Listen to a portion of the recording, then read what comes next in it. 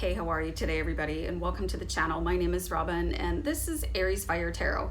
So guys, I do a weekend spread to see what's going on for your weekend and, you know, how you can put your best energy into enjoying your weekend. And this is going to be for March 6th. And yes, I write the date down, otherwise I'd be totally clueless. So yeah, welcome here, guys. I really appreciate you being here.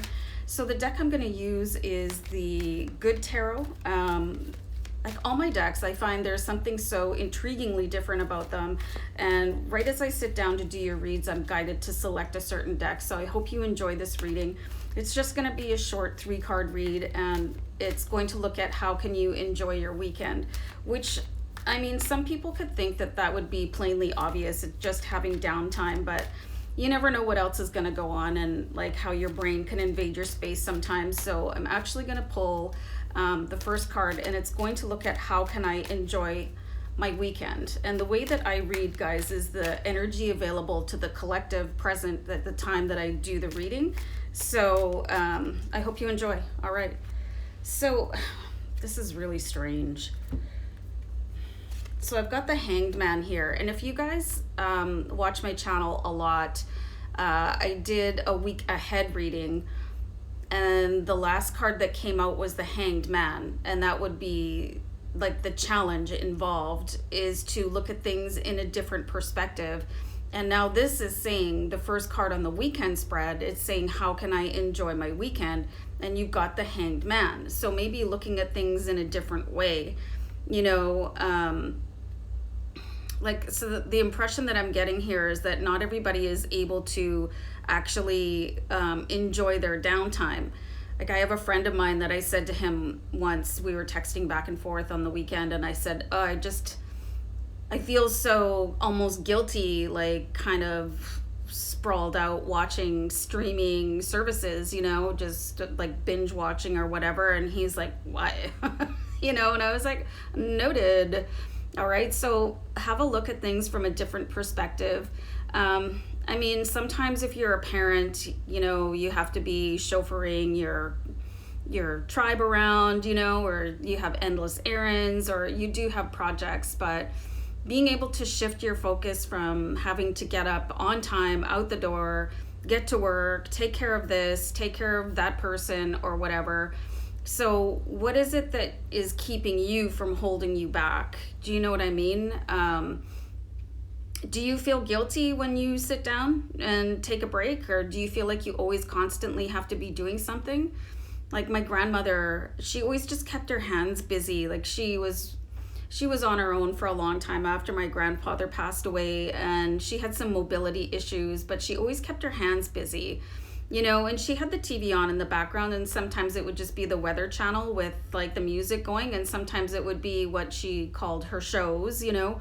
But she was always producing something. So if you're the type of person that feels like you're wasting time in front of whatever streaming service, and you probably are, but that's okay. Keep your hands busy. You know, you could do a crochet project, or I don't know, write in your journal or whatever, and just have something on in the background, but do something that's really productive for you on an emotional and soul level. And don't worry about, you know, is the house clean? Is the yard tidied up? Like whatever it is that everyone else is expecting you to do, or maybe you were brought up that way, just let it go. There's something in your life that you need to be looking at in a different perspective. So I think you're going to have to work a little bit extra hard, especially if you're one of those OCD people like me. Like if I see something out of place, I'm like, I have to go fix it now, you know, which is really annoying. And it can really just take over your brain, you know what I mean? So you're going to have to really silence that somehow. And what will challenge you? Okay, you've got the Love card here. So why would love challenge you? This is really interesting. I actually want to grab the companion book here for the Good Tarot, guys, because this deck is a little bit different than any other deck I have. So, and I'm a little bit, this says oneness, what is going to challenge you? And of course I cannot read this font, honestly. So in all life, there is only illusion of separation. In fact, we are all reflections of one another. When I make choices, oh my God, Sorry, you guys. I tend to see things as either or. What if every choice I make is about an experience, a sharing, and exploring? When I choose to see the unity in all things, magic abounds. Love is all around me. Spirit loves me unconditionally, and I can give and receive abundant love. Oh, how about that lighting? So that's really interesting, and that is probably what is challenging you and being unable to sit back and relax. Maybe you're thinking that other people are judging you, but actually the person that's judging you is yourself, right? And everybody is, like this card was saying, the love card, like everything is a collective, and whether you feel connected to other people or not, we really are.